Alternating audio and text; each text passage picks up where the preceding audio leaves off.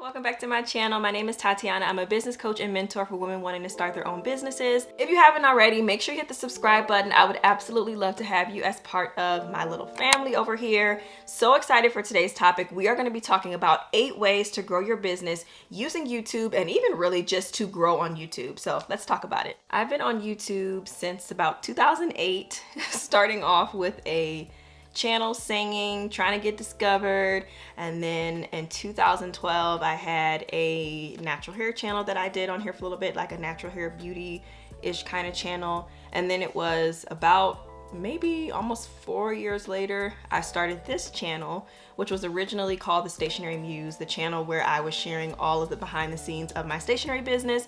And it has since become this business, entrepreneurship, mom life, just all the things channel, just sharing my journey of entrepreneurship with you all. So I wanted to film this video because it has been a exciting journey for me, just seeing the growth, the steady growth of my channel over the years. And so I wanted to share some tips with you on how to grow your channel. Now, I already know there are so many videos out there that are talking about this, that have tips and all of the things. So I really tried to think of things that were not the norm of some of the videos that I've watched of like how to grow. But I think some of the ones, just no matter what, they are just part of growing. And so I will mention some of those ones that you probably have heard a million times, but then I'm also going to throw in some other ones that I feel have just for my personal journey have really been helpful for me. So I have 8 ways that you can use YouTube to grow your business and just overall to grow on YouTube. So let's talk about it. So the first part, and I feel like this just goes without saying, but this is number 1, is to cut the doubt. I already know that there may be someone out there that has been wanting to get on YouTube and get started on YouTube, but the biggest thing has just been you in your own way. Whether it's just the fear of putting yourself out there, the tech, the feeling of it being saturated, feeling like it's just too much to figure out, not sure what to talk about, not sure if anyone is gonna wanna watch. There's so many different things we tell ourselves, and as we are telling ourselves those things, the time is just ticking, okay? The time is ticking. More people are starting, putting themselves out there, and you are getting left behind. I mean, I hate to say it that way, but it's true. So the first thing is to just remove the excuses and the doubt. To me, I think no matter what, anyone that has gotten started with anything in life, they always get better with time. So even though your first videos may not be the ones you are the most proud of, be proud of the fact that you started. You got out of your comfort zone and you started really showing up for yourself, showing up for your business, because that is what this is all about.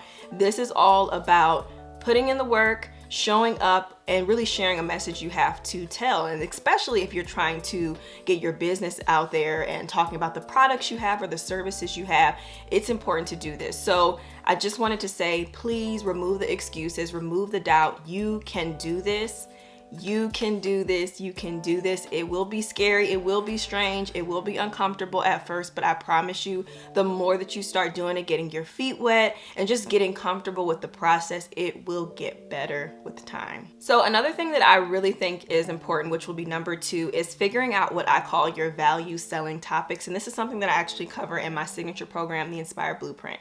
So the main thing that I will say about this is that it's important to, of course, niche down. You know, I know you hear that all the time, but I also think that you don't want to get to a point where you're just in such a box that literally people are only gonna come for that one specific reason. It makes it really hard. Even sometimes on this channel, it can feel like that for me, but I have always told myself, do not box yourself in. So that is why I talk about a lot of different topics on here and not just, for example, starting a stationery business. I talk about a lot of different aspects of entrepreneurship, motherhood, life, and different things that I'm dealing with. And that is my way of not only just being authentic and sharing who I am, but also really giving you different topics, giving you different value, and getting to know me and trust me. So pretty much the value selling topic, the whole just premise behind what this is once you do the deep work for your business, you know who you're serving, you know why you're serving them and all of that, then you can really get into, okay,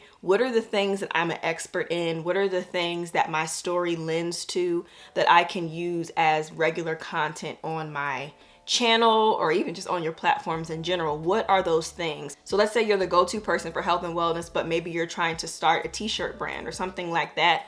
Maybe the t-shirt brand is also going to be kind of within the health and wellness realm. So it is going to be fine if you also talk about, you know, taking care of your body, eating right, maybe you have workouts or whatever the case is. So mixing it up and giving people something different will not only get them to know who you are, but it will keep it interesting for you as well. If you're only just getting on and you're literally talking about one specific thing, believe me when I say you will get burnt out and you will get tired, and the creativity after a while it'll run out because you're going to feel like, wow, I've really talked about everything. So having those content topics is important. I call them value selling topics, but basically just the things you're going to be talking about. Some people call them content pillars. You want to pick at least 3 to 5 of them, and each of them can be representative of your overall brand. And maybe even one of them could be more of in the forefront of what you talk about. Like here on this channel, entrepreneurship is in the forefront, but I do also share about health and wellness from time to time. I talk about motherhood. I talk about just self-care and anxiety and things like that. So I think you can definitely talk about different things that you are experiencing and make it kind of tie together. And this is a tip that I've given to just different people that I've spoken with, especially like if you're multi-passionate. Get started with some of the different passions you have and kind of see what sticks, see what people really like, and then that way you'll know what you can create more of. So the next thing I would say is there's a lot of different ways you can do video here on YouTube. Of course, we have the traditional long form video like this one, but you can also take advantage of going live as well as YouTube shorts. At the time I'm filming this, and who knows, there may even be something else that'll come down the line, but the biggest thing I would say is to figure out what you're most comfortable in. So especially, let's say if you're already making reels or if you're already on TikTok, why not repurpose some of that content and come on over to YouTube and take advantage of the audience that's on here as well. Or if you are maybe not really having the time to sit down and do long form video, then you could take advantage of YouTube shorts, or you could do lives as well. So instead of having to sit down, plan a video and edit it out, sometimes I find that going live is actually a lot less work, because yes, I take that 45 minutes or so to go live, but then I don't have to edit anything after. I don't have to wait for anything to upload. Like, it's pretty much done once you are done with the live. So just kind of think about it, or you can mix it up and do different ones. I do a little bit of everything on this channel, but if you're wanting to just kind of ease yourself into it, don't feel like you need to do all 3. Just kind of pick what you feel most comfortable with, and that will really help you as well. So if you aren't really wanting to fully dive into the full long videos, then I would suggest giving some of the other options a try. Okay, so number 5 is definitely to track your stats. So as I shared in one of the previous points, as you are talking about different topics and things like that, you will start to notice what your audience likes more. And now, of course, this is going to come with some time and definitely posting some of the same topics over again for you to really be able to see the results. But start to pay attention to what videos are getting the most watch time, what videos are getting the most click-through rates, and different things like that. That's going to really help you to see, like, okay, my audience seems to really be liking this specific topic. Maybe I'll make another follow-up video on this in a week, or in the very near future, because things can always change. Look at how people are finding you. How are they searching to actually find your channel? And I will put some kind of overlays on here to kind of show you where you can find all of this within the analytics. It's in the back end of the YouTube studio, and it's very easy. You can actually click on any individual video and it pulls up an entire set of analytics just for that video. But you can also look at an overview of your channel, kind of find out how many people are watching that aren't subscribed, and then this will just really help you to know exactly what you want to say to your audience. So if you're noticing that more than half of the people that watch your videos are not subscribed, which I know is definitely a lot of times the case for me, I will try to remember to say something about subscribing in the beginning of the video. And then that will be a way to kind of remind people, like, oh yeah, let me go ahead and click that if they're interested. So just things like that. I think overall, just really diving into the analytics, watching a few videos just to get the basics, or even the YouTube platform itself, they have provided you with a ton of resources on how to read the analytics and understand them. And the more you understand them, the better it will be for you in this process, because you won't be wasting time making content that no one likes. But I will say, in the beginning, it will feel like that at first. Not that no one likes it, but it will feel like you're just kind of maybe just making different things to see what sticks, because that's kind of just the whole just name of the game when you're getting started. But once you find that thing and you see consistently people are starting to click on that a little bit more, they're starting to maybe engage on that a little bit more, then you really will be like, okay, maybe I'm on to something. So the sixth thing I want to touch on is this is one of the ones where I know people talk about this all the time, and maybe some of the other ones probably were too, but consistency and patience is key. And I really cannot stress this enough, because so many times we will see people that will literally get on a platform and it seems like they blow up overnight. And in a lot of cases, sometimes that can happen. But for the majority of us, that does not happen that way. And so the first thing I would always say is remember, what is the reason of why you are trying to do this? Is it for popularity, or are you really on here to make an impact? Of course, you may be on here to be trying to grow your business, kind of positioning yourself as an expert in your field. Really ask yourself, why am I on this platform? Do not look at it to gain popularity, to be trendy, or anything like that, because if you're in it for those reasons, I feel like that's not really the right reasons for this particularly. And I've heard time and time again where people will say, like, if you're on here trying to make money, then, you know, that's not the right way to do it. And I 100% agree, because if you are on here trying to make money, and if you waited as long as I did to actually have my channel monetized, you probably would have gave up a while ago, okay? I think I started this channel in 2016, and then it wasn't monetized until, I believe, 2020. So that's about 4 years, and I really didn't, I was on and off with consistency. I never really just disappeared completely from the channel for an extended amount of time, but yeah, I really started getting consistent probably that year before. So like 2019, I was starting to get a bit more consistent. And just kind of keeping it going. But I will just say that that is really when you will see the results, is consistency. Now, as far as what consistency means, that's going to be very different from person to person. I would never be a person to tell you, yes, post every single day. I don't think that, first of all, I don't think that that is realistic, especially if you're doing the long form videos. That will be a lot of talking, a lot of energy, a lot of editing, just a lot. But I would say when getting started, at the very least, start with once a week, because once a week is going to be enough for people not to forget about you completely. Like, imagine if you only posted one time a month. All that time will go by, and if somebody saw your video, they got really excited about you, and then it was like several weeks, you know, that might be a problem. Or another reason why once a week is really good, if you find somebody new on YouTube, and let's say you find a video that you really love that just kind of comes up when you're on there. Maybe that video was posted a few months ago, but then you notice like, oh, they just posted a video last week. So you see that they still are regularly posting things. A week is not really that long, and it's kind of like, oh, okay, they seem pretty consistent. So people tend to even subscribe just off of the noticing of you being consistent with your videos. So really figuring that out, I would say at the very least once a week though. Right now I'm doing about twice a week, but you could even mix it up. You could do it where like maybe you do a live and a normal video and a short. So maybe you post 3 times out of the week, but they're all on the different versions of how you can do YouTube. And then with the consistency, also remember to be patient as well, because once again, it's really easy to just kind of get caught up in seeing everyone else's fast growth or the skyrocketing and all of that, and everyone's journey is different. So this is just the reminder to you to continue on the path that you're on. Really think about what it is that you are talking about and just stick to it. Stick to it. Don't give up. If you really are starting to notice it's been like a really, really long time, you're being consistent. That is the key. It can't be like, oh, I posted for 4 weeks straight, but then I took 3 months off. Like, that's not being consistent. But if it's being consistent where it's been like week after week and it's been like a year, or it's been, you know, 6, 7, 8 months or something, or a year, then okay, maybe you might want to sit back and be like, okay, what could I possibly do different? And so this actually gets me into my next thing, because this is kind of the stuff that, again, we see on all of the different videos about growing on YouTube, but they are 100% real and very important.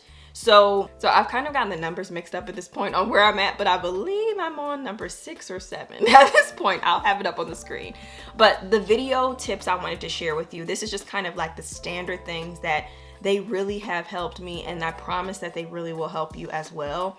First of all, definitely having an attractive thumbnail. You have to have that, because it's the first thing people see when they're scrolling. And if it's just looking like everything else, or if it's not anything interesting, if the lighting's not good, if the graphic isn't just not appealing, people are going to keep scrolling. So having a good thumbnail, my biggest suggestion would be to even just look for templates online. Canva has some that are free right on there, but you could always purchase some. If you're already into graphic design, you can create some, and then maybe come up with like 3 to 4 different versions of your template that you can kind of change up depending on the video. And what's really nice about that is then you already have the template, you're just dropping in a brand new image, changing up the text, and you're ready to go. So you're not really recreating anything every time. I found that to be really helpful for me in just the overall workflow process of my videos.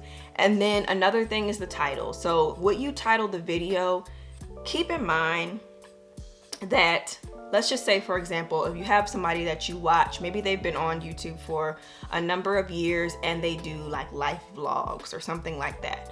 The vlogs may be doing well, but considering the way that YouTube is now today, vlogs may not do as well from the beginning here. So, you know, if you're kind of like, oh, I think I'm gonna do vlogs or something like that, I don't think there's a problem doing the vlogs, but I do think you should possibly change up what you're putting in your title until you get a decent enough audience to where they're gonna click no matter what. I think that the title is very important. So even if you're doing a normal just day in the life vlog, think of something searchable in there that people would really want to know. So like if you are, let's just say if you're a work from, like this is something I do all the time. I do a lot of just like entrepreneur mom type of vlogs, just day in my life vlogs. So if I wanted to create a vlog that was a bit more searchable than just like day in the life or something like that, then I might say tips for being a work from home mom or something like that. Like that would be within my title. Even though it's a day in the life vlog, you could even include, well, you should include those things within the video because you don't want to just have clickbait and then not actually deliver the content.